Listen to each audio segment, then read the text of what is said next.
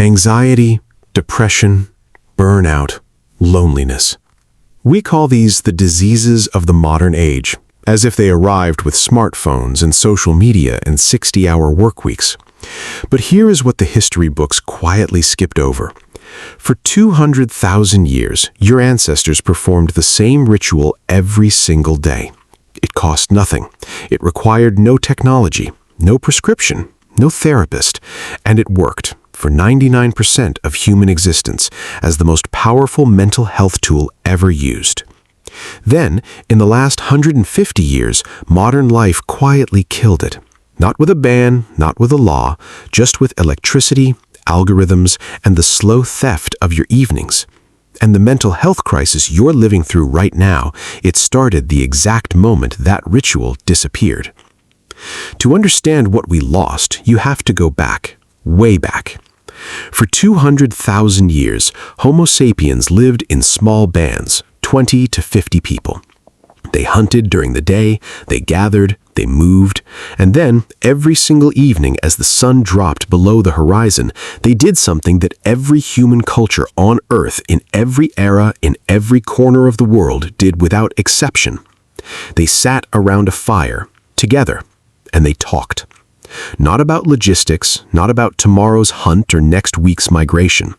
Researcher Polly Wiesner spent years living with the Juhonsi Bushmen of southern Africa, one of the most studied hunter-gatherer societies on Earth.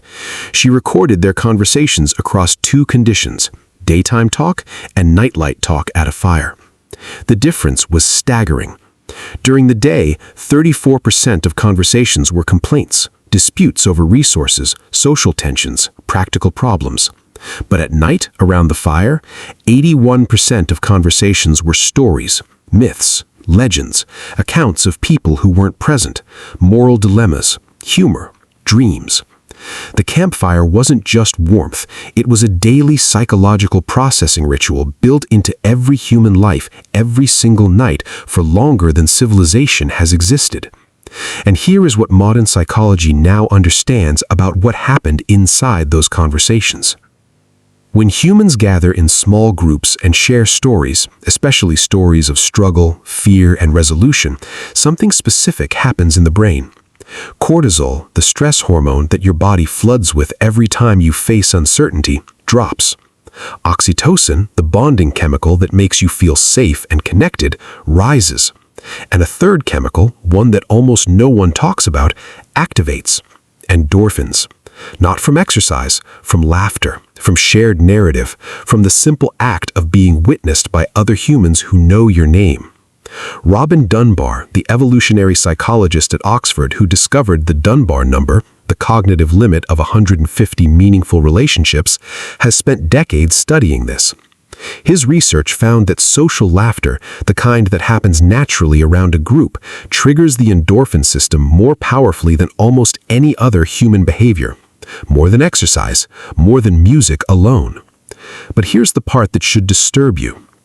This only works in person, it only works in small groups, and it only works when the conversation has no agenda, no outcome to produce, no performance to deliver. The brain detects the difference. Scroll a comedian's clips alone at midnight and your endorphin system barely responds. Sit with 3 people you trust and laugh about something stupid that happened today, and your brain registers it as one of the most nourishing experiences a human being can have. Your ancestors did this every night, every single night, for 200,000 years. So what happened? On September 4th, 1882, Thomas Edison flipped a switch in Lower Manhattan and lit up 82 buildings. Within 20 years, the evening had been colonized. Before electric light, the average person slept 9 to 10 hours, not because they were lazy, because darkness enforced rest. And the hours before sleep were, by default, social hours. Families sat together, neighbors visited, stories were told. The campfire ritual, compressed now into candles and hearths, still held. Then came electricity, then radio, then television, then the internet, then the smartphone, a device that now captures on average 4 hours and 47 minutes of daily human attention in the United States alone. Each invention didn't just add entertainment, each one replaced the ritual. The television moved Americans from the front porch, where they talked with neighbors, to the living room, where they watched strangers perform connection for them. The smartphone moved them from the living room to separate rooms, and social media gave them the simulation of the campfire, the feeling of being witnessed, of sharing stories without a single one of the neurological benefits that made the real thing work. You are not anxious because your life is harder than your ancestors' lives. Your ancestors faced predators, famine, disease, and infant mortality at rates that would be unimaginable today. You are anxious, in part, because you are the first humans in 200,000 years who routinely go entire days, sometimes entire weeks, without a single moment of unstructured, agendaless, face-to-face connection with a small group of people who know you. The ritual isn't gone because we don't need it. It's gone because something more profitable replaced it. In 2023, the U.S. Surgeon General, Vivek Murthy, did something no Surgeon General had done before. He declared loneliness a public health epidemic, with health consequences, he said, equivalent to smoking 15 cigarettes a day. The data behind that declaration is worth sitting with. Americans report having fewer close friends than at any point since researchers started tracking it in the 1990s. The share of Americans who say they have no close friends at all has quadrupled since 1990. And the groups hit hardest are not the elderly. They are people aged 15 to 35. The generation that grew up most connected, digitally, is the most socially starved, neurologically. But here is what doesn't make the headlines. When researchers create the conditions of the old ritual, small groups, no agenda, face-to-face, regular, the results are remarkable. A 2022 study at the University of New Mexico found that adults who participated in weekly, unstructured group conversations showed measurable reductions in anxiety and depression scores within 6 weeks. Not after months of therapy, 6 weeks of sitting in a room, talking with no goal. In Japan, there is a concept called moiai, a small group of people who commit to supporting each other for life. It originated in Okinawa, which has one of the highest concentrations of centenarians, people over 100 years old, on Earth. Researchers studying Okinawan longevity kept expecting to find the answer in diet or genetics. What they found instead was moiai, the ritual, the small group, the commitment to showing up every week for the people who know your name. The campfire, in other words, never stopped working. We just stopped building it. Think about the last 7 days of your life. How many hours did you spend looking at a screen alone? How many hours did you spend in the same room as other people, but not really with them, both of you on separate devices, separately consuming, separately disappearing? And how many hours did you spend in unstructured, agendaless conversation with people you actually trust? No purpose, no networking, no performance, just talking.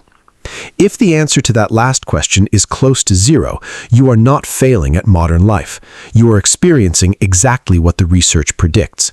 Your nervous system was built for a ritual that your environment no longer provides by default. And unlike your ancestors, no one is going to build the campfire for you. The algorithm will not suggest it.